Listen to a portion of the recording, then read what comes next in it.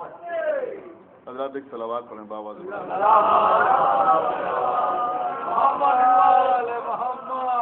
باللہ من الشیطان اللعین الرجیم بسم اللہ الرحمن الرحیم الحمدللہ رب العالمین الصلاة والسلام علی سیدنا و نبینا و شفیعنا و مولانا و مولا الثقلین جد الحسن والحسین ابی القاسم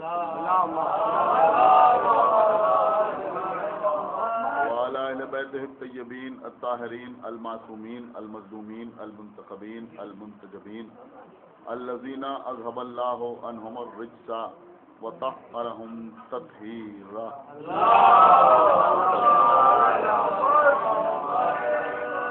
ولعنۃ اللہ علی اعدائہم وقتلتہم وغاصبی حقوقہم ومنکری فضائلہم ومصائبہم اجمعین من الآن الی یوم الدین اما بعد فقد قال اللہ سبحانہ تبارک و تعالی فی کتابہ المجید وفرقانہ الحمید وقولہ الحق بسم اللہ الرحمن الرحیم ان الذین یؤمنون صلوات پر محمد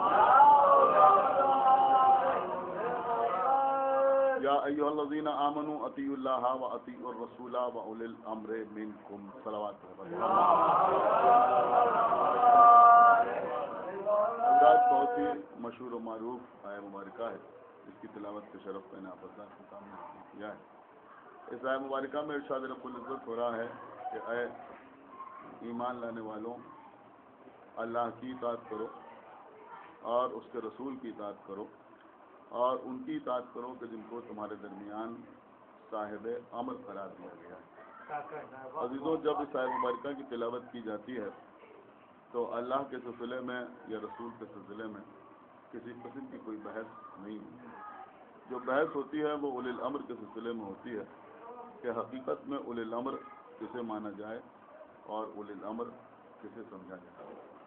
عام طور پر لوگ کہتے ہیں کہ جو بادشاہ وقت ہوتا ہے وہی اولی الامر ہوتا ہے، لیکن حقیقت یہ ہے کہ اولی الامر اسے کہتے ہیں جس کو امر پر اختیار حاصل ہو، جس کو امر پر قدرت حاصل ہو۔ جب ہم قرآن مجید کا مطالعہ کرتے ہیں تو ہم اس نتیجے پر پہنچتے ہیں کہ تین چیزیں ایسی ہیں کہ جن کو امر کہا گیا ہے۔ ایک پانی ہے جسے امر کہا گیا ہے، دوسرے ہوا ہے جسے امر کہا گیا ہے، اور تیسرے روح ہے جسے امر کہا گیا ہے۔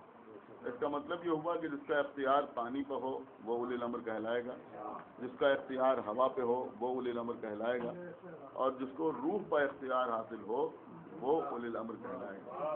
اب عزیزوں، آپ رسول کے بعد دیکھیں کہ وہ کون سی شخصیت ہے کہ جس کو پانی پہ بھی اختیار حاصل ہے، جس کو ہوا پہ بھی اختیار حاصل ہے، اور جس کو روح پہ بھی اختیار حاصل ہے۔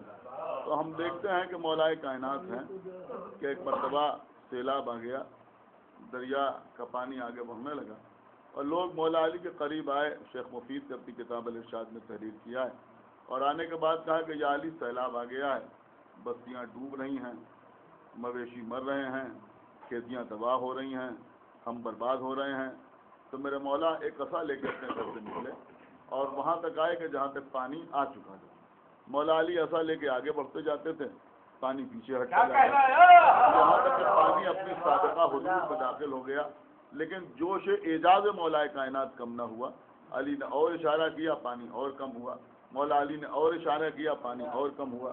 علی نے اور اشارہ کیا، پانی اور کم ہوا، یہاں تک کہ پانی اتنا کم ہو گیا کہ تڑپتی ہوئی مچھلیاں نظر آنے لگیں۔ اب یہ کسی آج کے خطیب کا نکتہ نہیں ہے جس کو لوگ خطابت کہہ کے ڈائیلوٹ کرنے کی کوشش کریں، بلکہ شیخ مفید علیہ الرحمٰن نے اپنی کتاب الارشاد میں تحریر کیا ہے کہ جب مچھلیاں سامنے آئیں تو ان میں سے کچھ مچھلیاں گویا ہوں، اور جو مچھلیاں گویا ہوئیں وہ اس طرح گویا ہوں کہ اے امیر المومنین آپ پر ہمارا سلام ہو۔ لیکن اصحاب امیر المومنین نے دیکھا کہ ساری مچھلیوں نے مولا علی کو سلام نہیں کیا، کچھ نے سلام کیا اور کچھ نے سلام نہیں کیا۔ جب واپس میرے مولا پلٹے تو کسی صحابی نے پوچھا کہ یا علی مچھلیاں تو بہت سی تھیں لیکن کچھ نے سلام کیا اور کچھ نے سلام نہ کیا۔ تو میرے مولا نے فرمایا کہ جو مچھلیاں حلال تھیں انہوں نے سلام کیا اور جو مچھلیاں حرام تھیں انہوں نے سلام نہ کیا۔ اے صلوات جو حلال تھیں انہوں نے سلام کیا اور جو حرام تھی انہوں نے سلام نہ کیا. دیکھیے بڑی قیمتی بات میں آپ کی خدمت میں عرض کر رہا ہوں. یہاں پڑھے لکھے حضرات بیٹھے ہوئے ہیں. دیکھیے دریا میں جو شے رہتی ہے وہ بظاہر پاک ہوتی ہے. آپ کو فرمانا دریا میں جو شے رہتی ہے وہ بظاہر پاک ہوتی ہے. اگر آپ حلال مچھلی کو چھو لیں تب بھی آپ کا ہاتھ نجس نہیں ہوتا, اور اگر حرام مچھلی کو چھو لیں تب بھی آپ کا ہاتھ نجس نہیں ہوتا. میں کچھ عرض کر رہا ہوں, اگر حلال مچھلی کو چھو لیں تب بھی ہاتھ نجس نہیں ہوتا, اور اگر حرام مچھلی کو چھو لیں تب بھی ہاتھ نجس نہیں ہوتا. تو پھر ایک مچھلی حلال اور ایک حرام کیوں ہے؟ انہوں نے کہا جس مچھلی کے پاس صرف ظاہری طہارت ہے, غور کر رہے ہیں آپ, وہ حلال نہیں ہے بلکہ حرام ہے. آپ غور فرما رہے ہیں, ظاہری طہارت ہے, صرف ظاہری طہارت ہے, وہ مچھلی حرام ہے, کھایا نہیں جا سکتا. لیکن جس مچھلی کے پاس ظاہری طہارت بھی ہے اور باطنی طہارت بھی ہے وہ مچھلی حلال ہوتی ہے. اس کا مطلب یہ ہوا کہ حلال ہونے کے لیے ظاہری طہارت بھی ضروری ہے اور باطنی طہارت بھی ضروری ہے. ایک جملہ عرض کر رہا ہوں کہ لا الہ الا اللہ اور محمد رسول اللہ ایک دریا کی طرح ہے. کیا غور کر رہا ہے, ایک دریا کی طرح ہے. جو اس میں آ گیا اسے ظاہری طہارت مل گئی. اب اگر مصافحہ کر لے تو ہاتھ نجس نہیں ہوتا, اگر اس کے ہاتھ سے کچھ مل جائے تو کھانے میں کوئی حرج نہیں ہے. لیکن یہ سمجھ لیجیے کہ ظاہری طہارت حاصل ہے, یعنی لا الہ الا اللہ محمد رسول اللہ سے ظاہری طہارت حاصل ہوتی ہے, علی ولی اللہ سے باطنی طہارت حاصل ہے.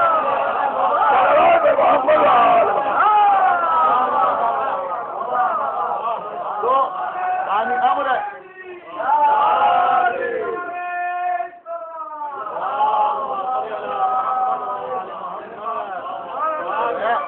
ظاہری طہارت اور ہے, باطنی طہارت اور ہے. تو پانی امر ہے, تو پانی امر ہے لیکن میرے مولا ولی الامر ہے.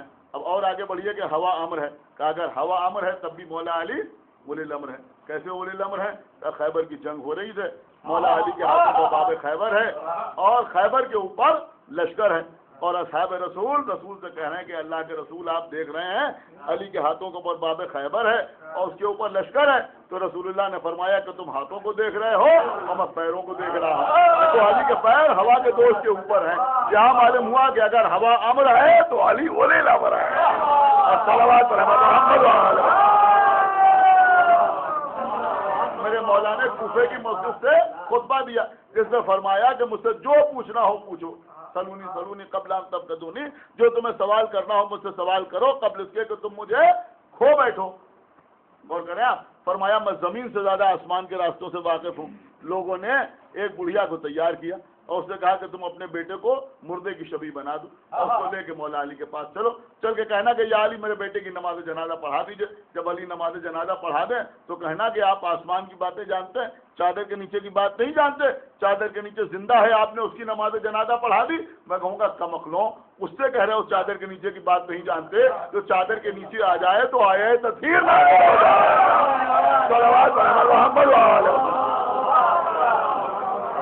دیکھیے ابھی تو یہاں پر ایک بات کہے بغیر میں آگے نہ بڑھوں گا.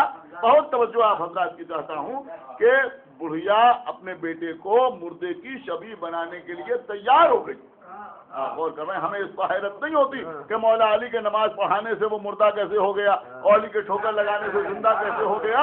اس لیے کہ ہم شریف گھروں کے رہنے والے ہیں, ہمیں حیرت اس پر ہوتی ہے کہ بڑھیا تیار کیسے ہو گئی. آپ غور کر رہے ہیں نہیں غور کر رہے ہیں؟ ارے بھائی بیٹے کی محبت ماں کی فطرت میں داخل ہے.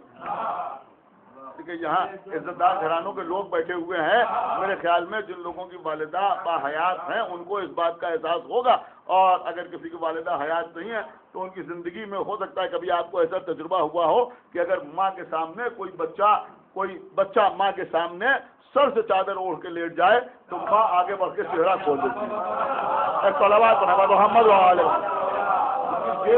یہ آپ کو فرمانا ہے, یہ توضیح المسائل میں آپ کو نہیں ملے گا, یہ کسی تاریخ میں لکھا ہوا نہیں ملے گا. اس کے لیے کسی مفتی سے فتویٰ پوچھنے کی ضرورت نہیں ہے. آپ سمجھ رہے ہیں نا, یہ بالکل فطری بات ہے کہ اگر کوئی بچہ سر سے چادر اوڑھ کے لیٹ جائے تو ماں کو برداشت نہیں ہوتا, وہ آگے بڑھ کے فوراً چادر اس کی ہٹا دیتی ہے, منہ کھول دیتی ہے. کیوں کہ ماں اس بات کو گوارا نہیں کرتی کہ کہیں سے بچے میں مردے کی شباہت پیدا ہو جائے. لیکن یہ بڑھیا اپنے بچے کو علی کی عداوت کی وجہ سے مردے کی شبیہ بنانے کے لیے تیار ہو گئی. صاحبان فہم بیٹھے ہیں, شعرا نہیں بیٹھے, ان سے اچھا مجمع کہاں ملے گا. اگر میں جملہ آپ کے سامنے عرض کروں کہ اس سے ایک بات کا احساس ہوا کہ بیٹے کی محبت ماں کی فطرت میں داخل ہے, لیکن یہ علی کی عداوت ہے جس کی وجہ سے وہ غیر فطری عمل کرنے لگے.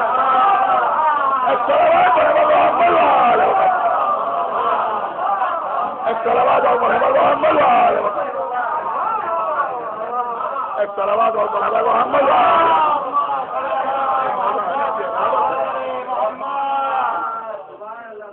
आपने तो बहरहाल वो लेके आई कहा यार मेरे बेटे की नमाज जनाजा पढ़ा दी।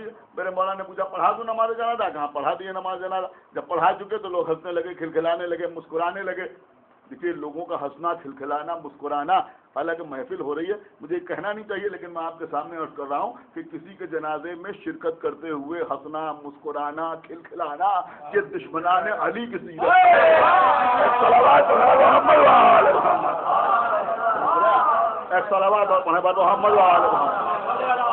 इस बात का ख्याल रखना जरूरी है। एक सलावत और मोहम्मद समझ रहे हैं आप? तो बहुत तवज्जो के साथ समाज फरमाए, जितनी देर आप कहीं शिरकत कर सकते हो उतनी देर शिरकत कीजिए, उसके बाद अपने घर जाइए, लेकिन दुश्मनाने अली की सीरत पे अमल न कीजिए। आप तवज्जो फरमा रहे, ये पैगाम भी बहरहाल आ गया तो मैंने आप तक पहुंचा दिया। तो लोग हंसने लगे, खिलखिलाने लगे, मुस्कुराने लगे। तो मौला अली ने पूछा कि भाई ये खिलखिलाया क्यों जा रहा, मुस्कुराया क्यों जा रहा है, ये हंस क्यों रहा? या अली आप चादर के नीचे की बात नहीं जानते, आपने जिंदा की नमाज जनाजा पढ़ा दी। कहा हटाओ चादर। अब जो चादर हिट रही तो क्या देखा, जिसे जिंदा लेके आए थे वो मुर्दा पड़ा हुआ है। कहा या अली हम तो जिंदा लेके आए थे। मौला अली ने कहा कि तुम जिंदा लेके आए?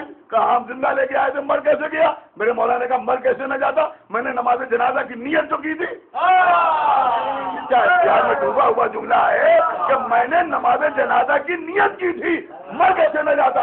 इसका मतलब ये हुआ कि अली ने नियत की तो जो जिंदा था वो मुर्दा हो गया, और क्या आपने अली ने नियत की तो जो जिंदा था वो मुर्दा हो गया। अब बुढ़िया ने कहा या अली मैं खुद से नहीं आई थी। अब आप मेरी तरफ मुतवज्जो रहे, बारह लाख शब विलादत है, आप आज खुश ना होंगे तो फिर कब खुश होंगे। और तवज्जो आप हजरात की चाहता हूँ। कहा या अली मैं तो जिंदा लेके आई थी, इन लोगों ने बहकावे में चली आई थी। मेरे मौलाना ने कहा देखो किसके बहकावे में चली आई थी। उसे पलट के देखा तो जितने लेके आए थे सब के सब गायब हो चुके हैं। एक जुमला कहूंगा कि इस बुढ़िया की हालत से बाकी बुढ़ियों को भी सबक हासिल करना चाहिए कि लोग अली के मुकाबले पर ले तो आते हैं, जब वक्त होता है तो बाहर जाते हैं।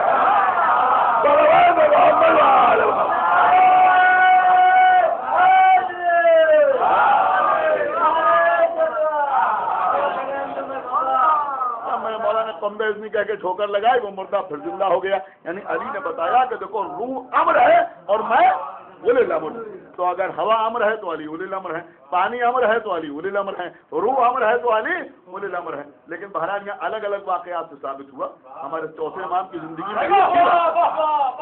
और खुदा के लिए तवज्जो फरमाइएगा कि एक ही वाकया है और एक ही वाकये में ये भी साबित होता है कि अगर हवा अम्र है तो ज़ैनुल आबिदीन उलिल अम्र है, अगर पानी अम्र है तब भी ये उलिल अम्र है, और अगर रूह अम्र है तब भी ये उलिल अम्र है। कुछ गौर किया आपने? न मालूम कितने इशारे अभी आप शोहरा से सुन चुके हैं। हाथों का धोवन जवाहरात बन गया। गौर किया आपने? पूरा वाकया आप तो जानते हैं ना कि एक शख्स आता था इमाम की खिदमत पे, और जब आता था हज के लिए तो इमाम से मुलाकात के लिए आता था, कुछ तोहफे तहाइफ लेके आता था। एक बार जब घर से चलने लगा और उसने तोहफे तहाइफ तैयार किए इमाम के लिए ले जाने के लिए, तो उसकी ज़ौजा ने कहा कि तुम जब जाते हो इमाम की खिदमत में तोहफे लेके जाते हो, कभी तुम्हारे इमाम तुम्हें कोई तोहफा नहीं देते। इस जगह खामोश रहो, अगर ये बात इमाम तक पहुंच गई तो इमाम नाराज हो जाएंगे। उसने कहा हम यहाँ कह रहे हैं इमाम तक बात कैसे पहुंचेगी? उसने कहा तुम्हें क्या मालूम इमाम किसे कहते हैं, कि हवा तुम्हारी बात को इमाम तक पहुंचा देगी। खुदा करके पैदा होइए का ये हवा तुम्हारी बात को इमाम तक पहुंचा देगी। उसने कहा हवा पहुंचा देगी? कहाँ हवा पहुंचा देगी। जब ये इमाम की खिदमत में आया और इमाम ने जवाहरात बनाए पानी से, तो इससे क्या कहा ये तोहफा है तुम्हारी ज़ौजा के लिए, लेके चले जाना। उसको शिकायत थी, आप गौर कर रहे हैं ना। इसका मतलब ये हुआ कि हवा ने वो बात इमाम तक पहुंचाई, यानी हवा अम्र है, ये उलिल अम्र है। पानी पानी पानी के कतरे जवाहरात में तब्दील हो रहे हैं। क्यों तब्दील हो रहे हैं? इसलिए कि पानी अम्र है, ये उलिल अम्र है। अब बची रूह के रूह अम्र है, सैयद सज्जाद उलिल अम्र है। मालूम कैसे हो? कहिए जब जवाहरात लेके अपने घर पहुंचा और अपनी ज़ौजा से कहा तुम्हें शिकायत थी कि इमाम कोई तोहफा नहीं देते, देखो इमाम ने ये तोहफा दिया है। कहा ठीक है, अब जब जाना तो हम भी तुम्हारे साथ चलेंगे।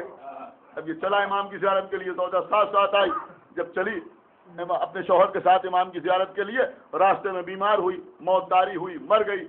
ये शख्स इमाम के पास आया, आने के बाद कहा कि मेरी ज़ौजा भी आ रही थी आपकी ज़ियारत के लिए, लेकिन रास्ते में उसके ऊपर मौत तारी हो गई। इमाम ने कहा जाओ जाके अपनी ज़ौजा को ले आओ। یہ بیچارہ سمجھا کہ امام کا کہنے کا مقصد یہ ہے کہ اس کا جنازہ لے آؤ، اس کی میت لے آؤ تاکہ ہم اس کی نماز جنازہ پڑھ دیں، اس کے بعد اسے غسل دیا جائے، کفن پہنایا جائے، نماز جنازہ ہو جائے، پھر اسے دفن کر دیا جائے۔ لیکن جب یہ وہاں پہنچا تو جا کے کیا دیکھتا ہے کہ اس کی زوجہ زندہ و سلامت بیٹھی ہے۔ اس نے کہا تم تو مر گئی تھی، یہ زندہ کیسے ہو گئی؟ اس نے کہا کیا بتائیں، ہم مر تو گئے تھے، ملک الموت ہماری روح لے کے چلے، لیکن راستے میں ایک نورانی شخصیت سامنے آئی، کہا ملک الموت اس کی روح لے کے کہاں جا رہا ہے؟ اس کی روح کو اس کے بدن میں واپس کر دے۔ اس کا مطلب کہتے صاحب سمجھ میں نہیں آتا، کیسے امام کے کہنے سے روح بدن میں واپس ہو سکتی ہے؟ ارے کمکلو تمہاری سمجھ ہی میں نہیں آتا، زندہ کرنے والا بھی اللہ ہے، موت دینے والا بھی اللہ ہے، لیکن جب اللہ ایک فرشتے کو اس بات پر مامور کر سکتا ہے کہ وہ کسی کی روح کو اس کے بدن سے نکالے، تو کیا کسی کو یہ اختیار نہیں دے سکتا کہ وہ چاہے تو روح کو پھر ڈالے؟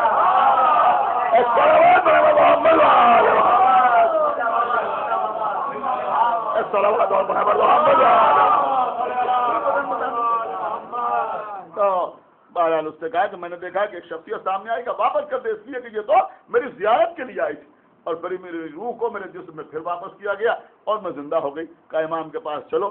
اب وہ امام کے پاس آئی عورت، اور آنے کے بعد جب امام کو دیکھا تو دیکھنے کے بعد کہا کہ یہی شخصیت تو تھی۔ ایک صلوات پڑھیں محمد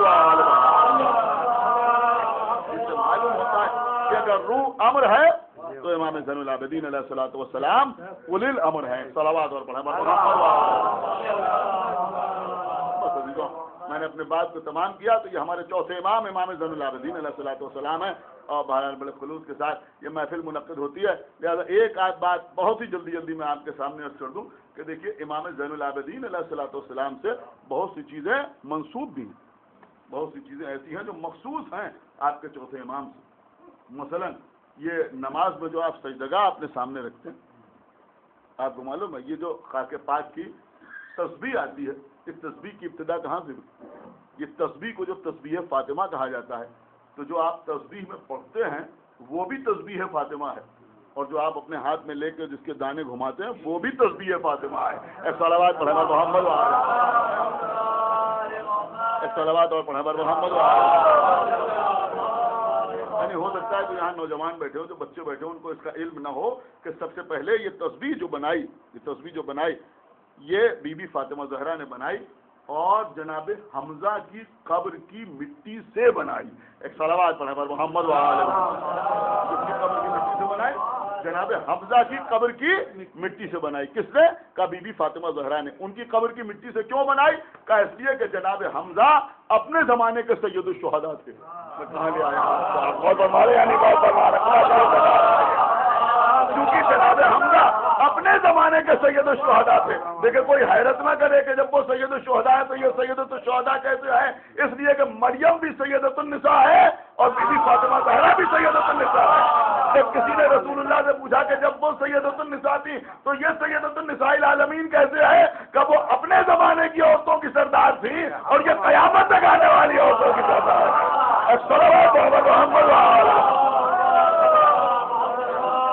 تو جناب حمزہ چونکہ اپنے زمانے کے سید الشہداء تھے، لہذا ان کی قبر کی مٹی سے جناب فاطمہ زہرا نے تسبیح بنائی، اور شاید اسی سے ہمارے لیے دلیل فراہم ہوئی کہ وہ اس زمانے کے سید الشہداء تھے، لہذا بی بی نے ان کی قبر کی مٹی سے تسبیح بنائی۔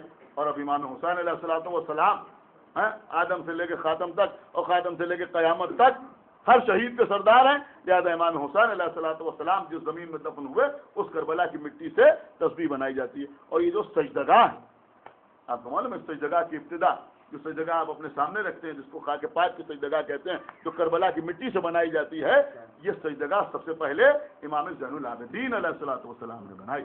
اس لیے کہ جب تک خانہ شام سے چھوٹنے کے بعد کربلا گئے تو امام حسین علیہ الصلوۃ والسلام کی قبر کی مٹی لے کے آئے۔ لیکن یہ بتانا اس محفل میں بہت ضروری ہے، کافی دیر سے آپ حضرات بیٹھے ہوئے ہیں، اب آپ جائیں تو اپنے ساتھ تبرکن یہ لے کے جائیں کہ امام زین العابدین علیہ الصلوۃ والسلام نے کربلا کی خاک سے سجدگاہ بنائی اور پھر زندگی بھر اسی کے اوپر سجدہ کرتے رہے، اور پھر یہ فرمایا کہ یہ خاک وہ ہے جو قیامت کے دن ہر سجدے کی گواہی دے گی۔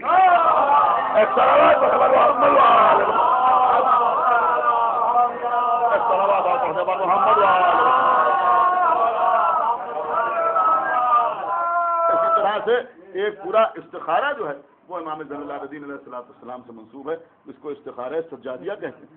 اسی طرح سے امام کی دعاؤں کا، مناجاتوں کا مجموعہ ہے، جس کو کیا کہتے ہیں؟ جس کو زبور آل محمد کہتے ہیں، صحیفہ سجادیہ کہتے ہیں۔ یہ امام کی دعاؤں کا مجموعہ ہے، اور میں بچوں کو بتا رہا ہوں، بزرگ مجھ سے بہتر طریقے سے جانتے ہیں کہ آسمان سے 4 کتابیں نازل ہوئیں، توریت، زبور، انجیل اور قرآن، سمجھ رہے ہیں؟ لیکن اس کو توریت آل محمد نہیں کہتے، اس کو انجیل آل محمد نہیں کہتے، اس کو زبور آل محمد کہتے ہیں۔ اور زبور آل محمد اس لیے کہتے ہیں کہ توریت میں اور انجیل میں اور قرآن میں شریعت بھی ہے، واقعات بھی ہیں، تاریخ بھی ہے، آپ غور فرمائیں، شخصیتوں کا تذکرہ بھی ہے، لیکن زبور جو تھی، جو جناب داؤد پر نازل ہوئی تھی، وہ چونکہ مناجاتوں کا مجموعہ تھا، دعاؤں کا مجموعہ تھا، لہذا امام کی دعاؤں کے مجموعے کو انجیل آل محمد نہیں کہتے، زبور آل محمد کہتے ہیں۔ صلوات محمد جس میں امام نے اللہ سے دعا کرنے کا طریقہ سکھایا ہے کہ دیکھو اللہ سے دعا کرو تو کس انداز سے کرو، یہ ہے زبور آل محمد۔ بس ایک بات آخر میں اور تقریر تمام، کہ اسی طرح سے عزیزوں ہمارے یہاں ایک رسم ہے جس کو لوگ رسم سمجھتے ہیں کہ کسی کے یہاں کوئی بچہ پیدا ہوتا ہے تو قرآن سے نام نکالا جاتا ہے۔ آپ کو معلوم ہے اس کی ابتدا کہاں سے ہوئی؟ صلوات محمد قرآن سے جو نام نکلا، اس کی ابتدا کہاں سے ہوئی؟ معصومین کے نام تو اللہ نے رکھے، سمجھ رہے ہیں؟ معصومین کے نام تو اللہ نے رکھے، تمام ائمہ کے جو نام ہیں وہ رسول اللہ پہلے ہی بتا گئے، وہ چاہے مولا علی ہوں، امام حسن ہوں، امام حسین ہوں، بی بی زہرا ہوں، امام زین العابدین ہوں، امام محمد باقر ہوں، امام جعفر صادق ہوں، امام موسیٰ کاظم ہوں، سب کے نام تو اللہ نے رکھے۔ لیکن جب جناب زید شہید کی ولادت ہوئی، وہ جو فرما رہے ہیں، اب جب جناب زید شہید کی ولادت ہوئی، تو کچھ لوگ عجیب عجیب سی باتیں جناب زید شہید کے سلسلے میں کرتے ہیں، خوفزدہ رہنا چاہیے، اس لیے کہ جناب زید شہید کا بڑا مرتبہ ہے۔ علامہ مجلسی نے بحار الانوار میں تحریر کیا ہے کہ امام زین العابدین علیہ السلام نے اپنے ایک چاہنے والے سے فرمایا کہ میں نے خواب میں دیکھا کہ ایک حور میرے پاس جنت کی آئی ہے اور اس کی آغوش میں ایک بچہ ہے، اور اس نے وہ بچہ میری آغوش میں دیا۔ اب توجہ فرما رہے ہیں، وہ بچہ میری آغوش میں دیا۔ 2-4 دن کے بعد جناب زید کی ولادت ہوئی تو امام نے اپنے اس صحابی کو پھر بلایا، اور بلانے کے بعد کہا کہ جو خواب میں نے دیکھا ہے اس کی تعبیر یہ ہے۔ صلوات محمد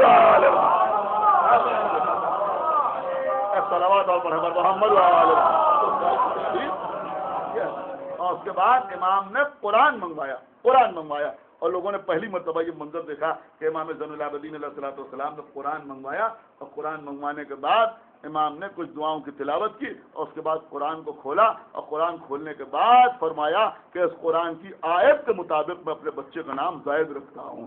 صلوات محمد یہ ابتدا بھی امام زین العابدین علیہ السلام سے ہے۔ دوبارہ شب ولادت ہے ہمارے چوتھے امام کی، لہذا آئیے ہم اور آپ میں جو دعا کریں کہ پروردگار سے جو واسطہ محمد وآل محمد کا تمام حاضرین محفل اور بانیان محفل کے دلی مقاصد کی تکمیل فرما، پروردگار سے جو واسطہ محمد وآل محمد کا ہم کو عمل صالحہ کی توفیق عنایت فرما، ہمارے عقائد کو صحیح و سالم رکھ، ہم جب تک زندہ رہیں آل محمد کی محبت اور ان کے دشمنوں کی عداوت پہ زندہ رہیں، اور دنیا سے جائیں تو یہ دونوں عظیم ترین نعمتیں اپنے ساتھ لے کے جائیں۔ پروردگار جلد از جلد ہمارے امام زمانہ کا ظہور فرما، اور ان کے اصحاب اور انصار میں ہمارا شمار فرما۔ حضرات ایک باواز بلند صلوات پڑھیں۔